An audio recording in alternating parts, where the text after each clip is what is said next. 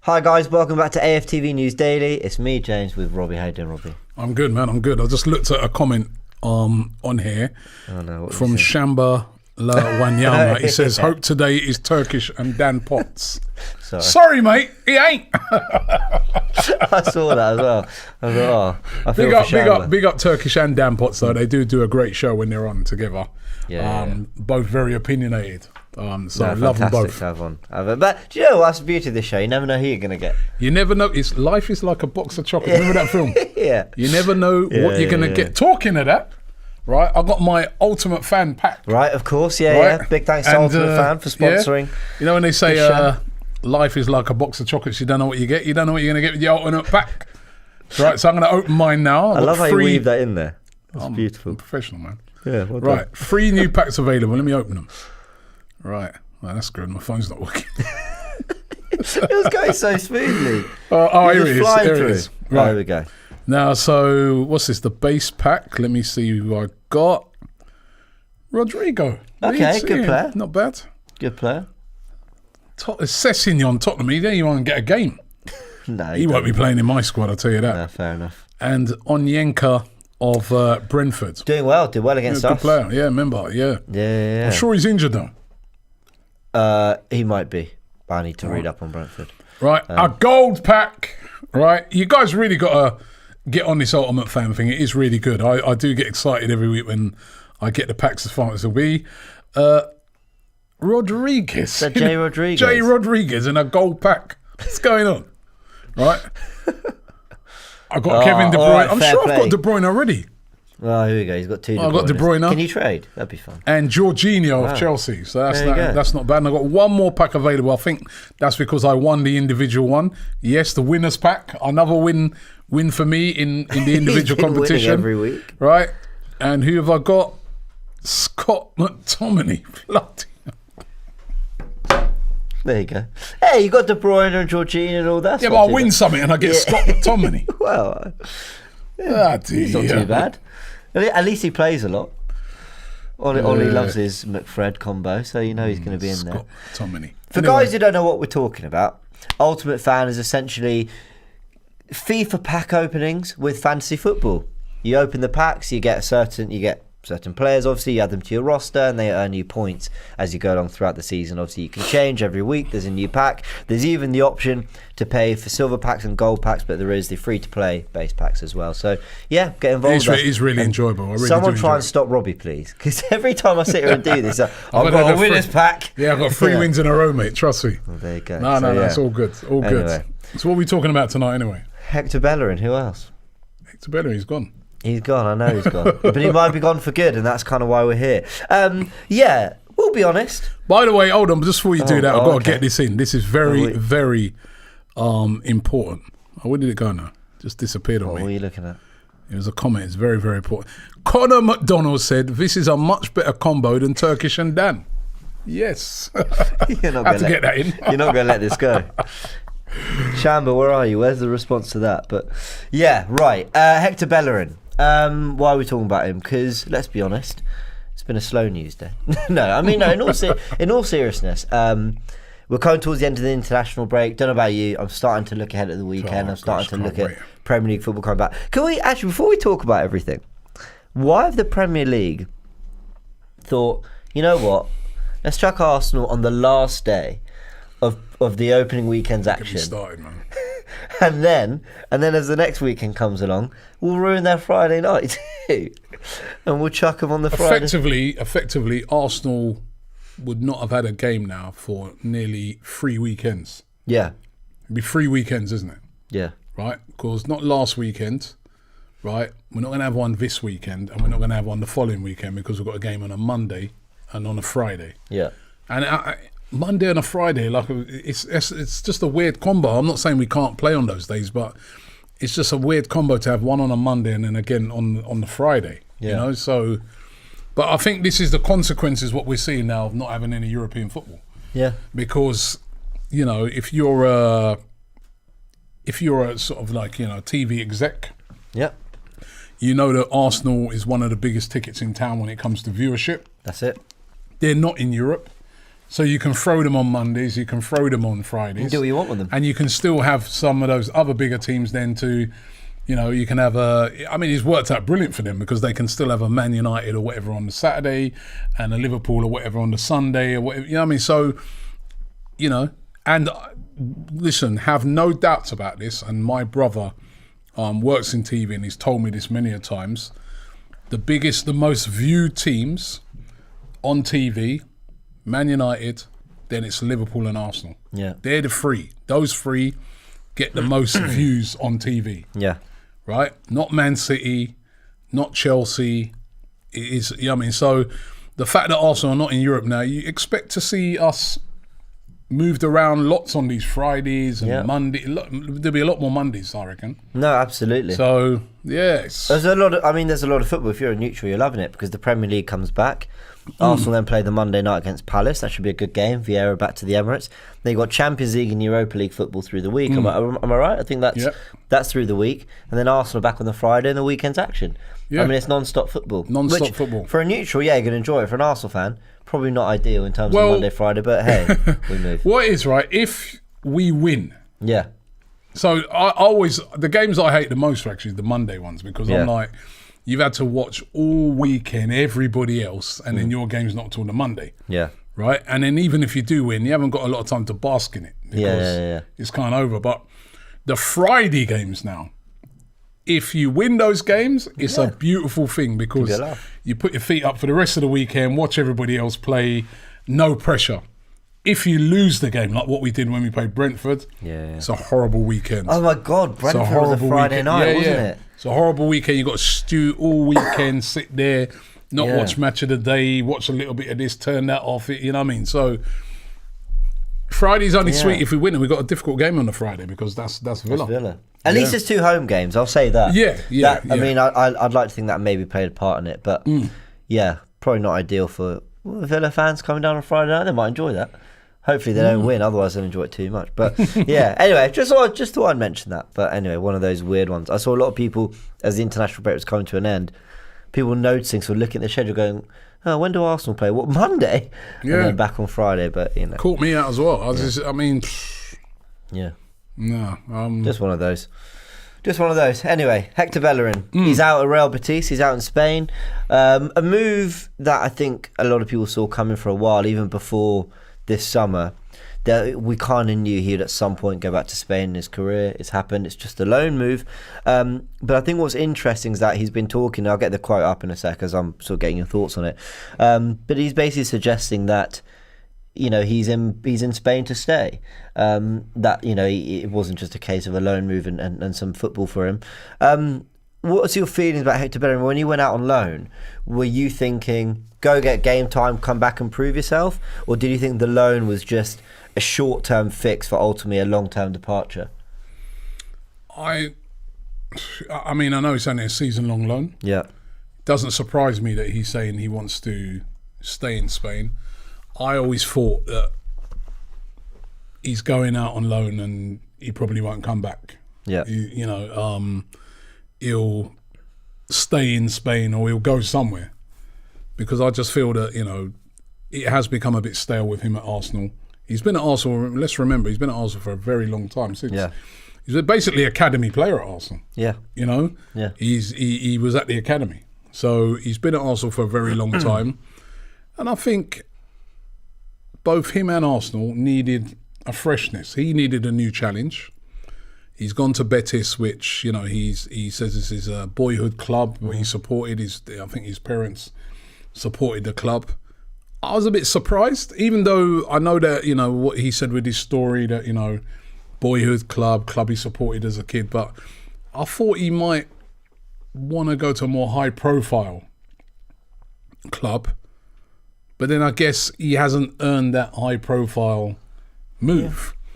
So for him, if he goes to Betis and does really, really well, maybe he could get a move to one of the bigger Spanish clubs or a move elsewhere within Europe. But it really doesn't surprise me that it doesn't look like he's got any intentions of coming back. And then also, let's not forget, Tommy Asu's coming now. Yeah. He's doing really well. He can play at right back. You still got Cedric, Maitland-Niles. Yeah, who you kept around, yeah. Right, Chambers, and Ben White. You've actually got 5 people who can play as a right back in Arsenal's team right now. Yeah. So I was looking at it and saying the only way I really see him coming back is if he goes out there and he's very unsuccessful. Mm-hmm. I don't know how he's really been doing so far. I don't know if you can update us on that. But well, I mean, at a glance, I've not been following too much Spanish football this season, apart from the Barcelona meltdown. I mean, who's not been noticing that? But 4 appearances in La Liga. That's his only 4 appearances. For Betis, and he got an assist. I remember seeing that doing the rounds online. I think for Bellerin, it was a case of kind of finding a new home, finding a place where he's kind of a regular, important. When I say important again, I mean there was a point at Arsenal where he was one of our key assets. Do you remember? He was one for the future, and then it started to go wrong for him. And I want to ask you more about that in a bit. But for me, the loan was because we couldn't get a fee. I don't think it was a case of Arsenal wanted the loan in case there was still a future. I think it was, we need to get at least the wages off the books or some part of the wages or whatever it is, and the fee will come hopefully in a year's time once he's proven himself. But it's interesting that he's kind of, I've got the quote here actually, if I just get it up.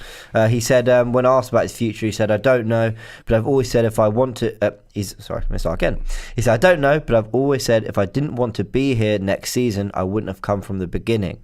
There are many things to be decided, but what I want to do now is enjoy the season that I am here." So there you go. He said it. I didn't come here. He actually apparently took a pay cut. Yeah, I heard that as well. He took a pay cut to go there as well. So that shows that he was determined to go there. But yeah, I still, as I said, I'm still slightly. I know the boyhood club thing and that, but I'm still slightly surprised that he wouldn't have. Well, actually, maybe I'm saying I'm surprised, but like you said, which one of the big clubs really would have took him, considering his recent form? Yeah. But I just look at Hector Bellerin and I'm thinking, I would have thought he would want to go to a big, high-profile club. Well, I think he would have wanted to. But I'm with you. I don't think it was on the cards for him. I know there's a lot of talk of Barcelona and a few other clubs, but it didn't. For whatever reason, I mean, the Barcelona links have been there for like 4 or 5 years. I mean, when did he break in? It was about 2015. And I remember 2017 thinking, we're going to lose this guy to Barcelona. And he was playing so well in his kind of opening 3-4 years for the club. Went downhill, obviously, with that injury. Now, I remember when he got that injury against Chelsea, he was playing really well under Unai Emery. He seemed kind of... rejuvenated? Rejuvenated, thank you. That's the word I'm looking for. He seemed rejuvenated. Big words too, you know? Yeah, well, well, that's why we're better than Turkish and Dan Potts. Big up Turkish and Dan Potts. He seemed rejuvenated. He was playing well. Do you remember he was bombing on, getting assists. He looked a real creative outlet. And then the injury happened. And I think it's easy to kind of underappreciate what a serious knee injury like that, ACL, can do. I think it's done it to Rob Holding as well. They had them at very similar periods in the season, and neither have really looked the same as what we saw for quite an extended period of time at Arsenal.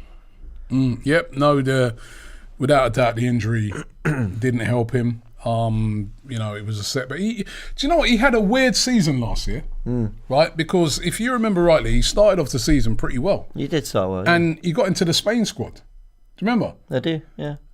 And then he just fell away, and then Arteta wasn't playing him. There was one time when Arteta was playing him and he was even captain. And then all of a sudden, he's not being played. And it was just a really strange season for him. And I just feel you could see the frustration in him. You know, you could see the frustrations in him. But certainly, the injuries have not helped his career. You know, it's really devastating for a player when,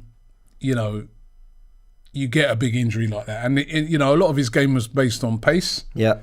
And he's not really had that pace. And last season, there was times as well he looked a bit fragile. Yeah, I agree. In defence. And if Tomiyasu continues to play like what we've seen in the opening few games,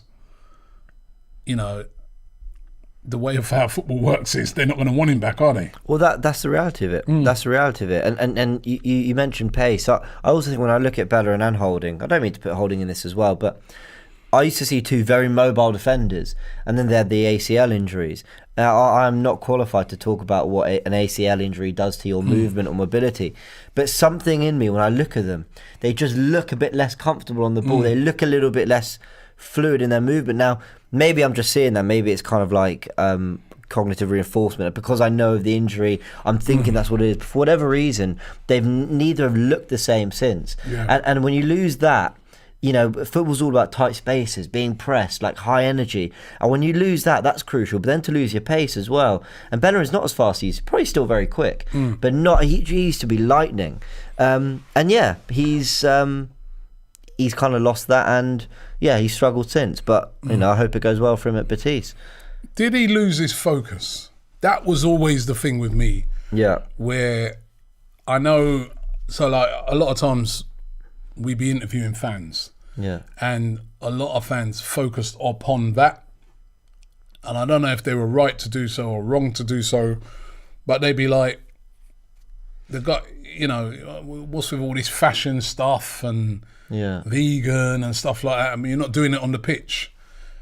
And there was always this question as, has he lost his focus? It's a real harsh one, because we want footballers to have opinions. We want footballers to, you know, have a personality. He certainly has got that. But the problem is if you're not playing well, nobody wants to hear about your fashion. Yeah. Nobody wants to hear about veganism or whatever, like, you know, how many trees you've chopped down, and, you know, because remember he said like he was going to, what was it? With the trees? Plant, I can't remember how, but plant trees for every Arsenal win, essentially. Yeah, or stuff like that. And I was just like, you know, there's people sort of saying, you know, concentrate on your football. I mean, I don't want to hear nothing about no trees. Yeah. And I was just wondering if, and again, this is where the move might be good for him, because did he lose focus a bit? I don't know. It's a hard one to do. You can never know 100% unless you're around the player. Yeah. But, you know, a lot of fans, I remember, used to sort of say that, oh, you know what I mean? Yeah, I think he's lost focus because he's just he keeps talking about other things apart from what's going on the pitch.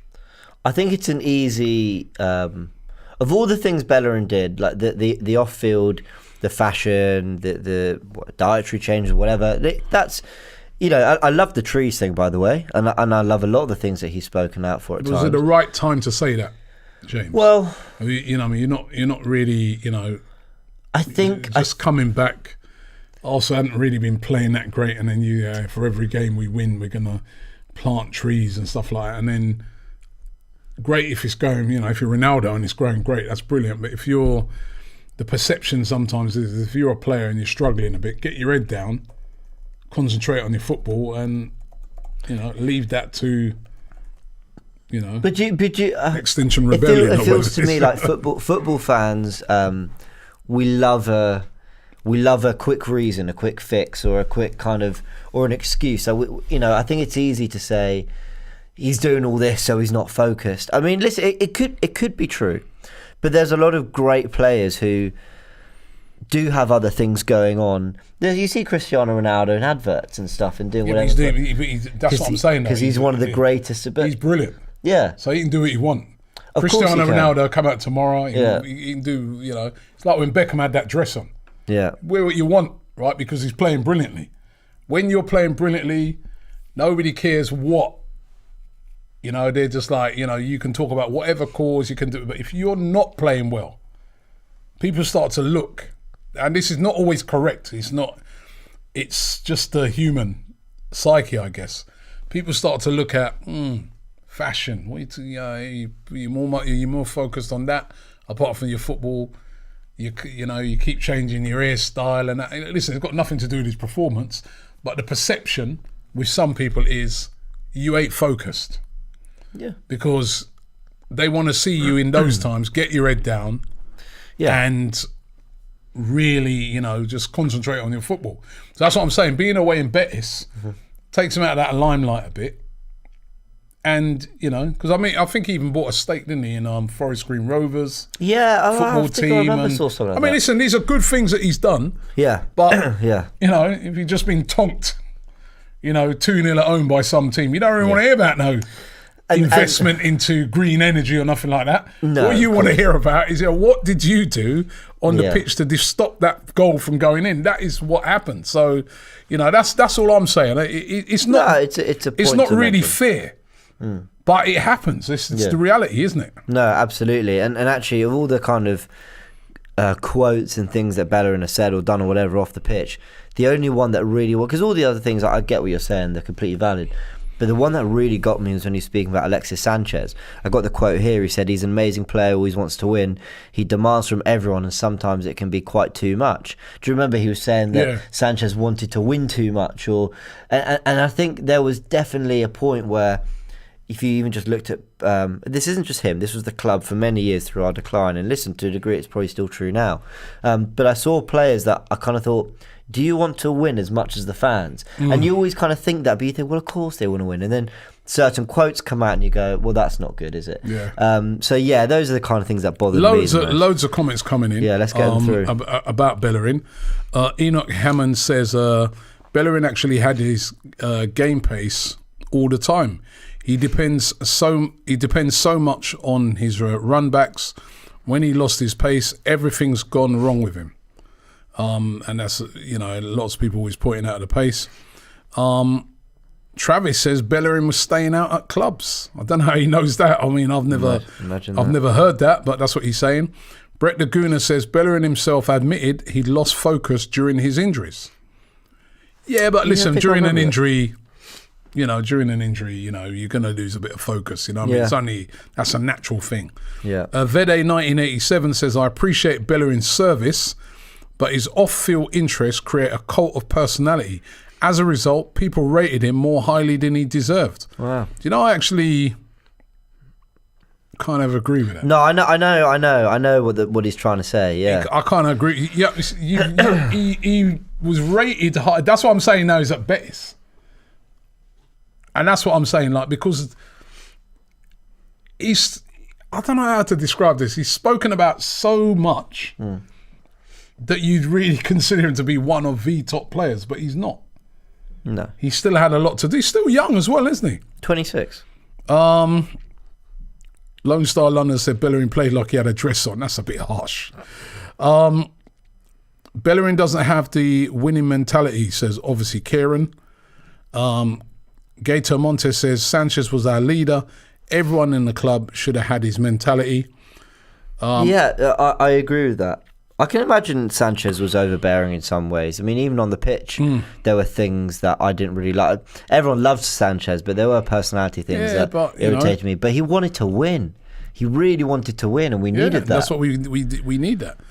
Ram Kumar says, why do we need a show on Bellerin? He was bang average. Because he's still our player, He's still our player. He's still our player. That's the thing. Bellerin said he picked up drinking in his YouTube documentary. I need to watch that. Remember when he was injured, he sort of documented it, Again, was that the right... You have your doubts on those things and say, was that the right move to make? Yeah. He was saying, we have one here from Lambro says, when are we getting an AFTV News Daily with Robbie and Laurie? No disrespect, James. Just want to see that. Bit off topic. We can get Laurie on. Yeah, we can get Laurie, my brother. Yeah. That could be fun. The arguments all the way through. I think that's why they and want then this it. guy says, the master and the student in their element. Love the shows, guys. Listening while I'm making my dinner. Wow. Let us know what you're making. Yeah. I had salmon last night. Do you like salmon? I love salmon. Yeah, okay. I really do love salmon. Nick Goulart says, not sure if you guys discussed this yet, but how do you think the Newcastle takeover affects Willock? Does he have a chance of keeping his place long term? Well, he's not our player no more, is he? So yeah, I mean, Willock's. Who knew that his move to Newcastle was going to be an upgrade? But, no, I'm happy for Joe Willock. We had a big debate, remember, at the beginning of the season, whether we should keep or sell. And I think Turkish was saying sell. I was leaning towards sell. You were saying keep. You were saying goals from midfield. They don't come regularly. Keep him. I wish him all the best because I actually don't think he really got a complete fair shot at Arsenal. Even though he was in and around the first team for a few years, I felt that there were times he played well, then he'd be out the team, then he'd be in, but the midfield wasn't right, or whatever it was. I like Willock, but I think what he's going to do is have 2-3 years at Newcastle where he'll do well, he'll be good. But then that money starts really talking. And I'll be honest. I know one thing, he's going to have a lot of competition, that's for sure. You know what I mean? He will. But, I think he'll be happy. Yeah, I mean, you've just gone to a team now that's going to, have unbelievable players. And, like you said, he's going to figure for now. Yeah. He hasn't scored a goal yet, though, which is a bit slightly worrying for him. Considering how he hit the ground running there last year. He hasn't actually scored for them yet. Maybe he will do it this weekend against Tottenham. That would be good. He scored against them last year. He did, but that's what Arsenal fans were saying. They were saying, look, don't get caught up in this 8-goal run or whatever, because we knew that it was, players go into form and they find purple patches or whatever, and you kind of knew that he was outperforming what he's really capable of to a degree. And yes, he's a good goal-scoring Premier League central midfielder, but for 25 million, I think we've got a decent deal. But look, that'll be nothing to Newcastle now with the owners that they've got. That's, he'll just be another squad player. He'll do quite well. Amit says, what annoyed me was Bellerin saying after the 3-1 loss to Liverpool, everyone comes here and loses. I know they're a great team, but come on, no fight. Yeah, another quote I hated. Yep. Yeah. Another. I've got another great comment here. Master and the student, you're doing a good job showing Robbie the ropes, James. Thank you, James. Oh, you guys are too clever. Dwayne Lennon says Bellerin got in the limelight at an early age and grew playing Wenger football. Maybe he stagnated with the club and needed a fresh start. I do feel he needs a fresh start, and I think this move, it might work out well for him. Yeah. I think so. I think this is about. I hope this doesn't sound harsh. I think his decision to leave Arsenal and go back to Spain and play for Betis was as much a kind of life decision and mental health decision, not mental health, a well-being decision as much as it was a footballing decision, let's say. Yes, he needed to go and play football. I also think he just needed a change from London and Arsenal. And as we said, we've talked about the injuries, we've talked about the kind of rocky time he had at Arsenal. We talk about these quotes that we've seen coming up. Did he really have the mentality that, does he really, really want to win as much as maybe others do? Maybe he does, because he played in 3 FA Cup finals. That is also true, and he won those. So I've got no doubt, to make at that level, you've got to have an elite mentality. But I just wonder whether this is also a clear the head kind of move. Let's get to Betis, new start, new life, new whatever. And I hope it's right for him. I hope it works for him. This guy, Unicatil, he says, Tomiyasu, the best right back in the last 10 years. Bloody hell, he's only played...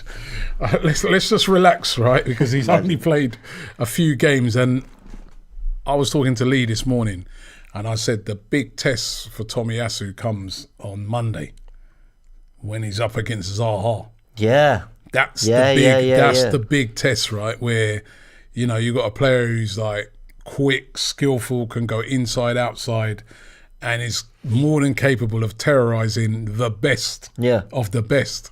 That's his big test. We'll look at Emerson Royale's started off debut. Well, Emerson Royale's debut for Spurs against him. He absolutely ruined Royale. But that's what turned him Zaha into can Emerson do. Peasant. So Alexander says, what are your thoughts? It's slightly off. He says, what are your thoughts on Balogun? He's stuck on the bench now. What are your thoughts on that, James? New contract, bench warming. He's still 19, and you rarely see Donny van der Balogun. Yeah.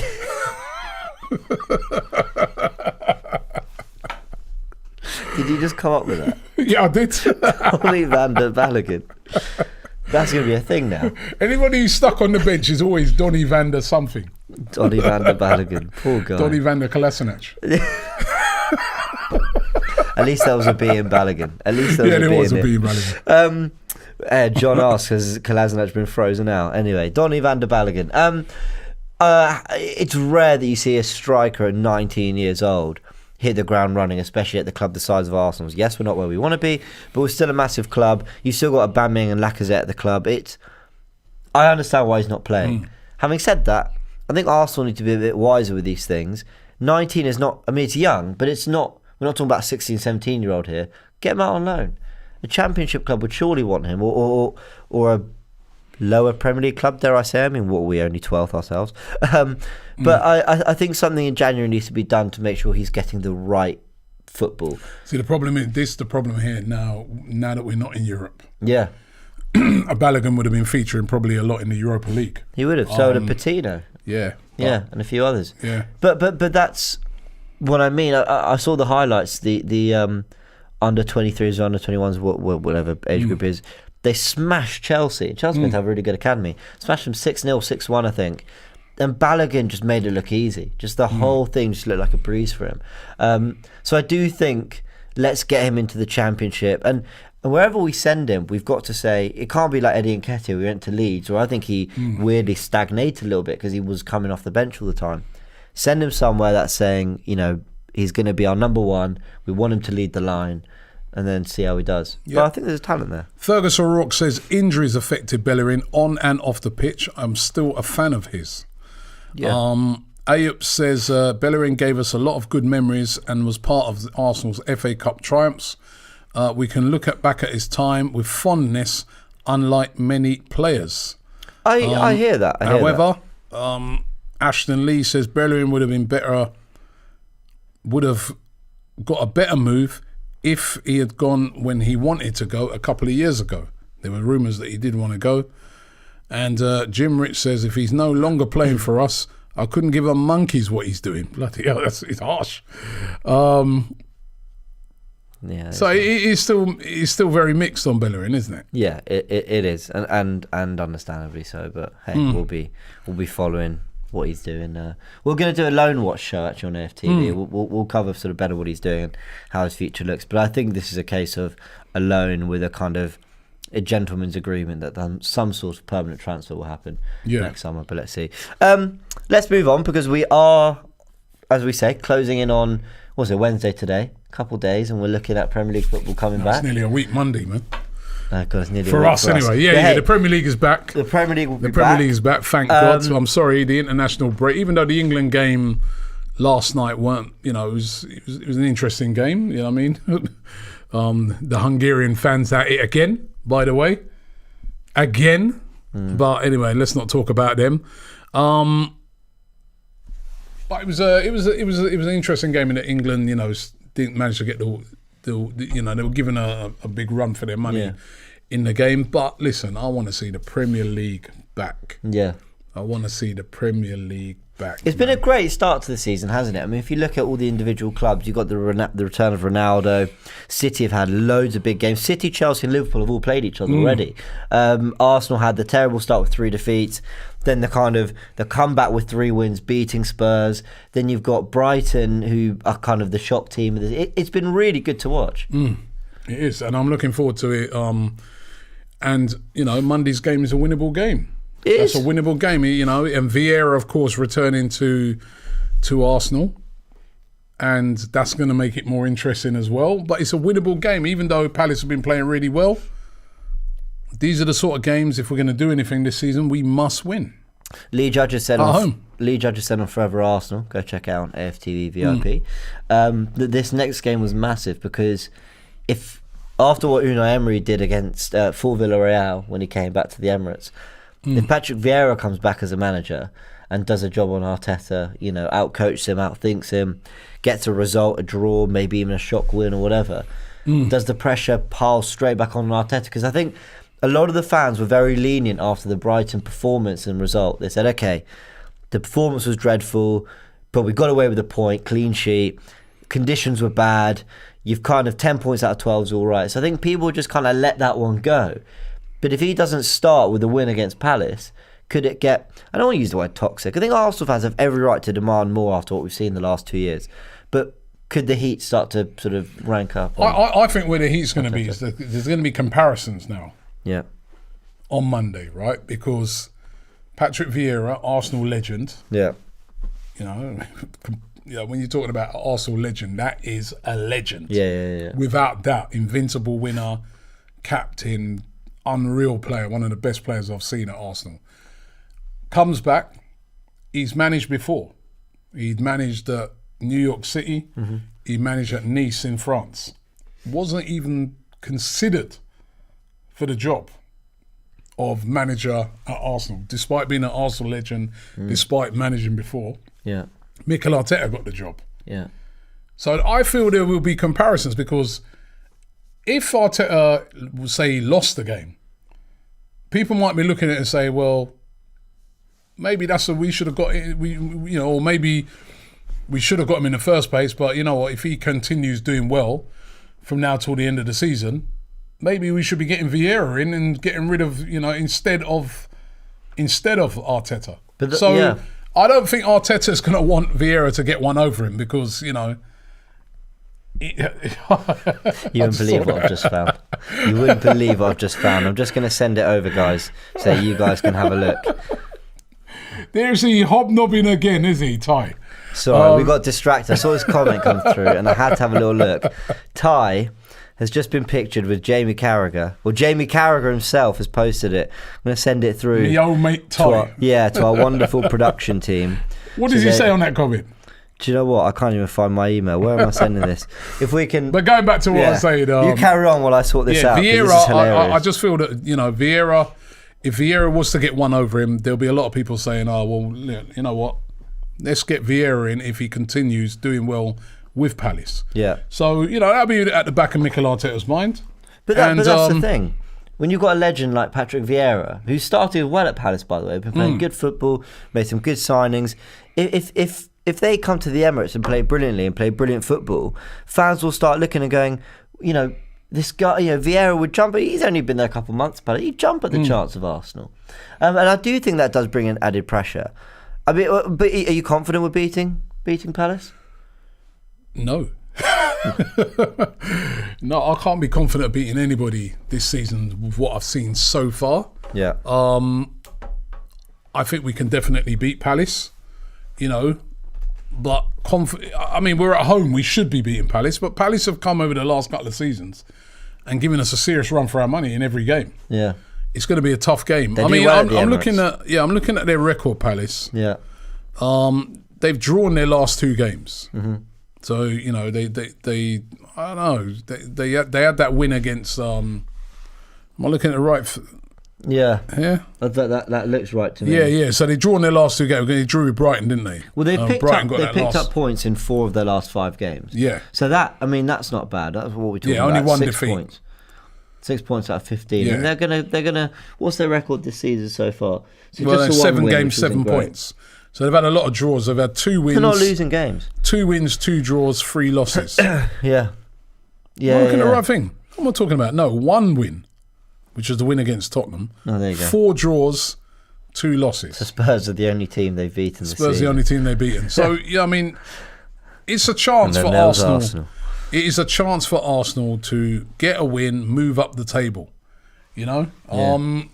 I expect Arsenal to win, but I think it's going to be a tough game. All right. Well, I want to talk about our other upcoming games, but I think we've got the photo here that we can show you guys. This is what Jamie Carragher has just posted to his Twitter feed. He put hashtag the overlap, I think. Do you know anything about this? Yeah.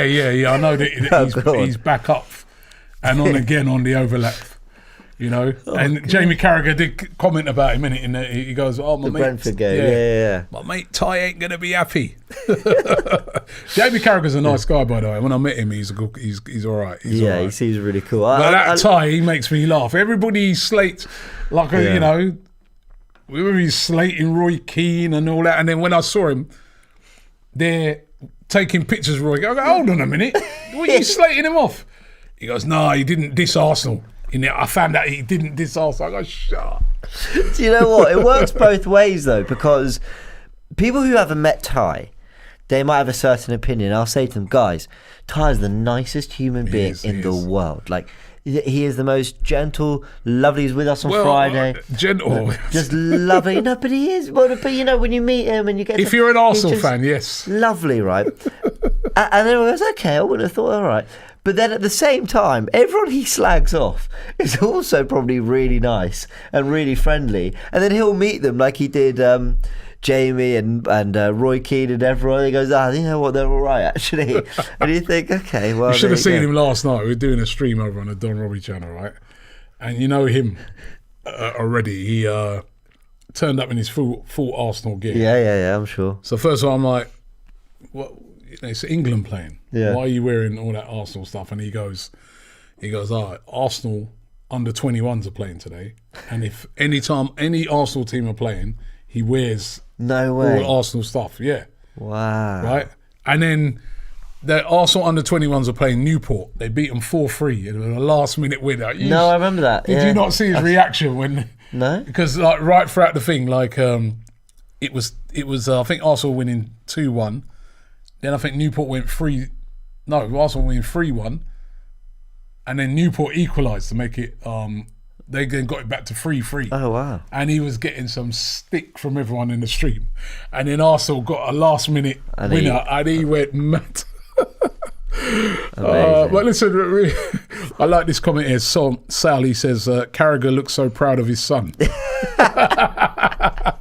I'm looking at some of the comments on Twitter. Oh my God. Someone says this is the weirdest collab of all time. Tell him Mope is a legend. Yeah, some of the comments under Carragher's post are great. Oh, big up Ty. I'm glad he's doing that. I'm glad he's having fun. And Matt Devereaux, he says, I met Ty when he drove a bus at an autistic school I worked at. James is right. He's really a lovely human being, and he does that, doesn't he? He transports kids to school and stuff like that. He is a really, really cool guy. Really, really cool guy. All right, well, I hope you're having fun, Ty. And Jamie yeah, you know what I mean? Yeah. Jamie Carragher, what kind of a day must he be having right now? Ty going mainstream, says Alexander. I'm here for it, I've got to say. I love it. Right, should we talk about Arsenal's upcoming games? We said Palace, so a reminder to everyone, it's Palace on that bloody Monday night. Then we've got Villa on the Friday night. The week after it's Leicester away. It's the 12:30 kickoff in Leicester. None of these are ideal kickoff times, are they? And then the week after that is Watford at home. But what I'm looking at, if you know Leicester in poor form as well, I'm seeing 4 tricky but winnable games. Minimum.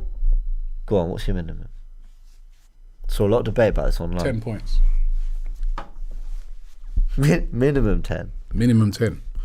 Listen, because of the poor start to the season, there's no margin really for error. Right. Minimum 10 points. Win against Palace. A win against Villa. Yeah. Possible draw away, even though we beat them last season away. Yeah, we did. We played really well. Leicester have not really been firing this season. Mm-hmm. Draw against Leicester. Win against Watford. Could have one draw in there. The others have to be W's. Minimum 10. What if he beat? Okay, what if he won all the home games and lost at Leicester? I feel like I'm in a negotiation. No. You know what? It's because we've had such a poor start to the season. There's not a lot of room for error. Yeah, no, I agree with that. If we're to, I'm still, right, and this is the difference, right? And these are my targets still, and I said it a few weeks ago. Still top 4. Okay. I'm not saying we're going to. What about a D's target? I'm not. Well, exactly. That's what you know what I mean. But I'm not saying that we're going to get top 4. Yeah. But what I'm saying is that is what Arsenal should be targeting. And if they're targeting top 4, minimum 10 points out of those. 3 of those games are at home. I think got to win these home games, man. I think if we get 10 points, I think that'd be a great return. Come the next international break, I think we'll be in the top 4. Like I think we'll be sitting in the top 4 teams of the league if we did that. Would you not think? Maybe not. If I look at the table, we're on 10 points now. 10 points. Yeah, we're on 10 points now.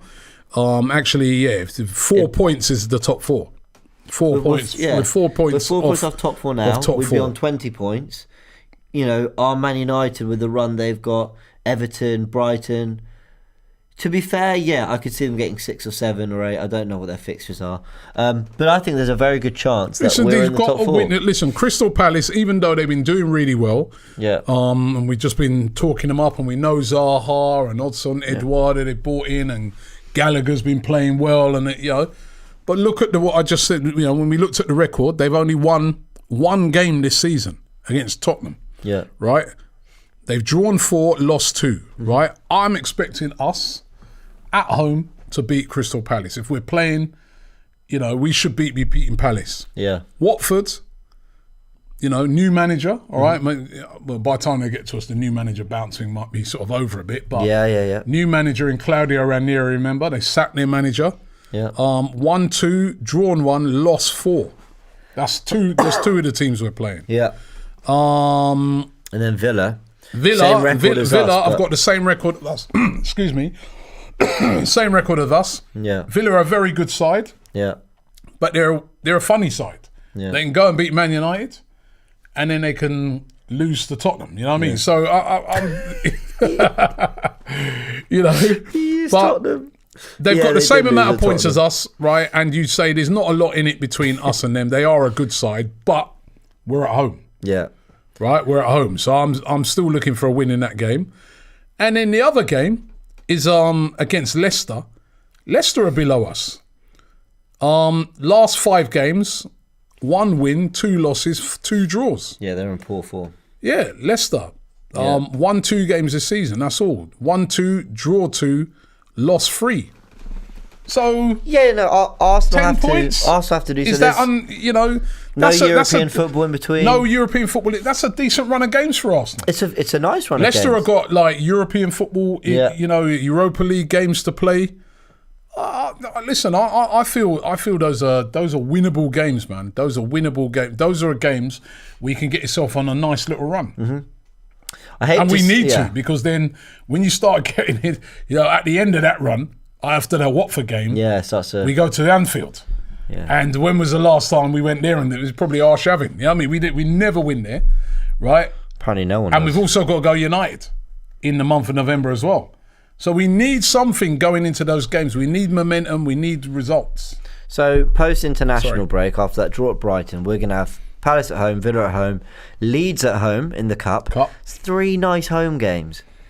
Leicester away, Watford at home, and then we come back from another international break, end of November, going into the real winter period.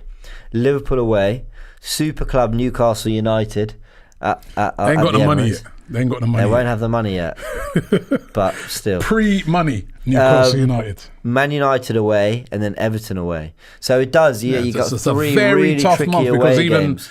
even Everton have been playing very well this season. Yeah. Very strong at Goodison Park. That'll be a tough game. They've been playing excellently this season under Rafa Benitez. That's a tough month. Yeah. We want to be going into that month, first of all, with momentum. And we looking in good shape. Arsenal have an outstanding record in October. Yeah. Always seem to do well in the month of October. Yeah, So, I think we've got the best in history in October. I know what it is about October, but those are winnable games. Yeah, it is. Winnable games. So I'm looking at 10 points. I don't know what everybody else is thinking. I'm looking at 10 points from those games. I'm just seeing New Year's Day, January 1st, Arsenal Man City. So no chance of a Happy New day Year. off then, I can imagine. Yeah. Happy New Year, mate. So I've got to see. You've got to see me hungover and sort of. Hi guys, Man City today, is it? Let's get through. There's more super chats coming in and comments coming in. Thank you very much. Love to you all. Premsy TV, big up Premsy. We've got to get Premsy? Premsy. We've got to get Premsy in the studio, by the way. He says, good riddance to Hector. I'm stuck with him for too long. Oh, dear. Premsy not a fan. Same J says, we can beat Palace, but Villa isn't a walkover. It isn't. Villa are a good side. Yeah. With Watkins, Ings and Emmy in goals, so I reckon we'll draw. Then Leicester away with Vardy on fire. Then Watford with a new manager. 1 win, 3 draws. Realistic. No, man. What's that? What did he call it? 1 win? 1 win and 3 draws. Realistic. No. No chance, man. We're at home. Do you know what I think's realistic? I'll be honest. What I think's realistic is 2 wins and 2 draws. So if we drew with Villa and Leicester, I'm not saying it'd be good enough, but Not good enough. I could see Arsenal winning 2. No, we could see that, but I don't want that. Yeah.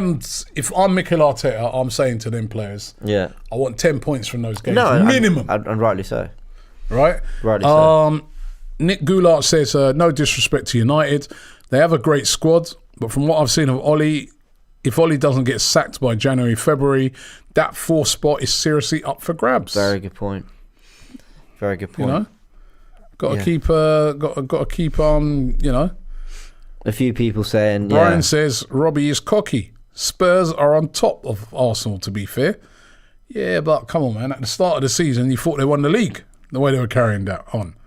They are. We're on equal points. And there's a lot of teams on equal points. But I'm not being cocky here. We've got 3 games at home against 3 teams that one of them's on the same amount of points as us and 2 of the others are below us. Yeah. Those are winnable games. Those should be classed as... There's no easy games in the Premier League, and you're coming up against quality in Zaha, and like you guys said, Ollie Watkins, Ings, John McGinn, these players, these quality. You don't play properly, you get beat. But if Arsenal, there's no... we don't have no room for error. We lost our first 3 games. So we can't be dropping no points at home. We need to win those 3 games. I agree. Then go away to Leicester. If we got out of there, I mean, listen, you can go to Leicester and get 3 points as well. But we know they're a good side. It's at their place. I'll take a point. Yeah. If I took 10 points out of those, if someone gave me those 10 points right now, I'm over the moon. Yeah, I agree. And I think then you can say that the season's really kicked off if you do that. And then you look at draws at Leicester and Brighton, you say, you know what, they're good sides, that's all right. All right, well then I guess that's what we're expecting, 10 out of 12. We'll be talking about it through the week. I want to get Turks and Cecil's thoughts on the warm-up as well. Amri Nell says, we're told we're a million miles away from the top 4. Are we really? We could have a very good season with domestic cups and a good chance of getting into the top 4. Listen, I don't know if this team that Arsenal have got is good enough to get into the top 4. I feel that the teams that at the moment sit in the top 4, which are Chelsea, Liverpool, Man City and Man United, if they play to their ability, they will get to the top 4. We're not better than any of those 4 teams. If they play to how they're supposed to play, they're the top 4. But what Arsenal have got to do is just keep winning games, and if anybody slips up, they can get in there. Yeah. And that's what it's all about. Yeah. That's what it's all about. You know what I mean? You've got to be, you know what I mean? Let's be challenging those spots. We haven't done for the last couple of seasons. Yeah. Travis says, what even is this talk? Yeah, teams have quality, but this is Arsenal Football Club. We have quality. We should be taking all 12 points. If we got all 12... Well, that'd be a great... I'd actually start to get excited about the season a little That'd be another Manager of the Month award for Mikel Arteta. It would be. You'd have to say it would be. Neil D'Souza says, Robbie, just as I was about to read his comment, it just... Yeah, typical. Flies away. Zipped away. I mean, there's so many coming through. Sorry about that, mate. I'll try and find it again. Oh, here it is. Neil D'Souza says, Robbie, we won against 19th and 20th team and Spurs, and you're optimistic. First 3 loss, and you haven't just forgotten. I haven't forgotten those first 3 losses. And I am not getting carried away by the wins that we had, but there were wins. Right? Yeah. Now let's go, if we beat those teams, you'll probably be telling me, we're getting excited by beating 15th, 16th. Just win them. Yeah. Let's just win them. But I think it's also, it's hard. As a fan, you've got to have a balance between where the club really is, but also pushing a little bit. You've got to have an expectation maybe slightly above what you... Because we, and I know no club has a divine right, but... We are Arsenal Football Club. We have spent a lot of money. We have some very, very good players. I don't think we're asking a lot of... I mean, even to say we take a draw at Leicester, which is essentially what we're saying, even that's a little... Really? With the form they're on? We beat them last season? We're above them in the table? Should we not be winning that game? Yeah, Arsenal should be challenging for the top 4. Yeah. Arsenal Football Club, the stature of the club, we should be challenging for the league. We're miles off that. But we just got to be in and around it, and if one of those slip up, because as I said, they're better than us. Yeah. I'm not getting cocky, I'm not getting carried away. Those 4 that occupy those places right now are better teams than us. They've got better players than us. They're better. I'm real with this thing, you know what I mean? But doesn't mean we can't get into the top 4 if we apply ourselves. For much of last season, nobody, a lot of people were like, Liverpool ain't going to make the top 4. Mm-hmm. They got there, Same with Chelsea. They got there, So we just got to apply ourselves. Touch of Awesome says 7 to 9 points, he reckons. Also, I'm thinking 6th position this season. Yay, he says. Yeah. No, well, I get what he means by that. Almost, if we get 6th, if we get top 6, would you say that's a good season for Arsenal? But then at the same time, is that anything to really celebrate? I think... I think if Arsenal get top 6, I think you're kind of going, okay, you know, kind of par. Chrissy says, Robbie, love you, but come on, guy. We're crap, mate. We won't finish in top 4 in a million years. Tone it down a slight fraction on your expectations.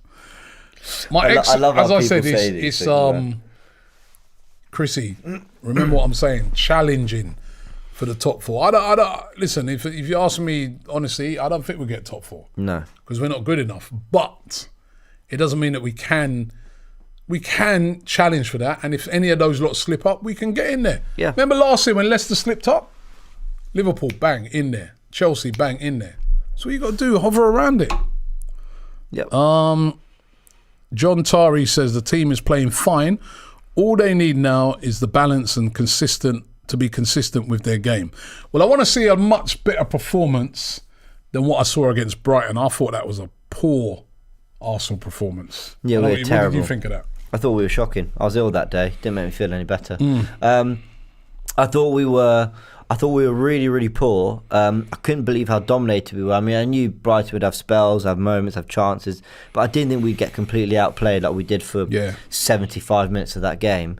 However, I genuinely took heart and kind of joy out of Ramsdale's performance, the back 4, the fact that even, I keep saying in those conditions, it was the same for Brighton too, but in kind of conditions where it's much harder to play your natural on-the-ball game, in conditions where, as we said, Brighton had a great start to the season, they're really up for it, they see this as a big scout, in ways comparable to Brentford at times. We were playing terribly, we knew we were playing terribly, and we found a way to get a clean sheet. Now, was I sitting there cheering and celebrating it? No, but I can acknowledge that there were some things to be somewhat content about after. So yes, about building on those foundations, and 3 clean sheets in 4, I'm happy about. Yeah. No, yeah, I'm happy with the clean sheets, but that performance was shocking. It was shocking. Eric says Robbie has been around Ty and Julian too long. I tell you what, they can be infectious. Yeah. Wayne Sage says we finished 6 points away from top 4 last season after having a terrible start to the season. Yeah, it's a good point. We've improved as a squad. Miles away argument is hyperbole. But listen, yeah, we finished 6 points away, but we were shocking last season. Yeah, we were. Yeah. Let's not feel we were close to that top 4. We were poor. Yeah. Agreed. Yeah. But we were... Bartek saying Arsenal's receding like James's hairline. That's a bit unkind. His hairline's not receding. It's this bit, whereas I'm trying to... It's this bit here, yeah. Recede. It's on its way. Yeah, a little bit. You're good, I know. man. I've lost my glasses, but I might need, and plus, a bit more just done. check Sadio Mane's link up over in Turkey and you're nice. But I love the way Mane's done it. You know that? You know Mane, yeah? Yeah. Like his hairline was quite far back Yeah. But I got to rate him. He didn't do like what Rooney did. You know, Rooney was like, his hairline was gone. Yeah. And he was going bald and that, and he just instantly overnight he had hair. Yeah. He was just like, everyone's like, yeah, mate, come on, Rooney, Yeah, mate. yeah, You know what I mean? You've had that done. But Mane, he's smart. He's doing it in stages. You got a little stage there, it's going right back. So he can turn around and say, no, man, it grew back. Miracle treatment. Big up Sadio Mane. Maybe, I mean, I'll take this advice. Thank you guys, and thank you to Bartek for pointing it out. Yeah, it's a little bit. I've noticed it a bit, but you know, you're good, man. It's the stress of supporting Arsenal. You know? Not left. Gone. The stress of supporting Arsenal first and foremost, and then once I did AFTV, that was it. Gone. Over. Yeah. Everything drop all down. Gone. I knew what I was signing up to when I took this job. But hey ho. Anyway, it's what it is. There's worse things in life. Is that true? About Sidan says pray for David Brooks diagnosed with stage 2 cancer. Yes. In fact, let me get the actual. That is shocking. Yeah. Oh man. I'll get the actual article. That's really sad. Very sad. He said he's expecting to make a speedy recovery though. Let me just. And he's had his problems with injury as well, hasn't he, Brooks? I believe he has. Really good player as well. So he says he's been diagnosed with stage 2 Hodgkin lymphoma. Will begin a course of treatment next week. He says, although it's come to a shock to him and his family, the prognosis is a positive one. He's confident that he'll make a full recovery and be back playing as soon as possible. So yeah, wish him all the best and a speedy recovery. I like him as a player as well. Very talented player. I can't believe he stayed in the Championship the last few years. He really should have come back up to the Premier League. But sad news. Gato says, sad news. The boy is very talented. He is. Yeah. I didn't know that. Wow. No. Yeah. TM101 says Townsend's transport deserves an award. The Andros is superb. Yeah. Andros. Rob Holding. Huh? Rob Holding as well. Rob Holding. Yeah. Well, listen, there's plenty of. I mean, I'm sure they'd all be willing to chat to me and give me their advice. Brian says Sadio Mane will have dreadlocks by the end of the season. You look like Brennan. We need to get Brennan on one of these. We just get Brennan on News Daily. And Ginger Lee says, "Get well soon, Brooks." Absolutely. Yeah, that's really sad news. But I'm glad that they've caught that early. And we're doing some stuff here on AFTV. You can see here, me and James both wearing our badge around prostate cancer as well, which is hidden behind the mic. Another killer. So make sure you go onto their website, Prostate Cancer UK. They've got this risk checker, and you can check yourself to make sure that you haven't got prostate cancer. It's a disease that if you catch it early, you really can, they're really good treatments for it. So whilst we're talking about cancer, I thought I'd just mention that. Yeah, absolutely. Well, Josh Media says Brennan in. That's typical Josh. Brennan in. I know a lot of you would have been watching Inside AFTV podcast that Cecil's been doing. We're going to get Brennan and Josh on it because we want the perspective of what's it like trying to work with us and trying to run this shit because they work bloody hard. You sure we want to get Josh on it, man? We get cancelled. Yeah, actually, that's a good point. Actually, do you know what? I might just have to be Brendan. You might have to be in on it and just sort of making sure. It's not live anyway. So yeah, very true. Very, very true. Yeah, all right. Well, look, we've covered a lot there. Yeah. What did you reckon, people? Yeah, better than Dan Potts and Turkish or not? Vote now. The first thing Turk's going to do is get on the phone to Dan Potts. See what these guys have been saying about us. They'll be booked in for tomorrow night. It's meant to be Turkish and Cecil. Cecil won't be doing it. Dan will be in. Will be in and they'll have their say. Anyway. We got those two, man. They're good. They're brilliant. Yeah, and Dave Dehaney says, send some luck for the reggae boys, Robbie. I will do. They're going to need it because they've been shocking so far. Yeah, we've reached the end of the show today. Thank you very much, James. Really enjoyed it. Thanks to Brennan. Thanks to you guys, especially out there. Don't forget, we are here every evening between 6 and 7. Tomorrow, funny enough, we're going to be coming to you a little bit early. 4 o'clock, right? Something like that. Yeah. Oh, cheers, man. I'm glad you're on it, you know what I mean? 4 o'clock we'll be coming to you tomorrow. The reason being is the Football Content Awards tomorrow. We're going to be over there afterwards. So 4 o'clock tomorrow. Right, make sure you tune in, and then we're back to our normal time come Friday. So make sure you check that out. Thanks very much for watching the show. Don't forget to subscribe here to AFTV. Also, check out our Instagram. Subscribe to that as well. We're closing in on 1 million followers on Instagram. So, get involved. Thank you very much, James. Good night, mate. See you soon. Good night to you guys.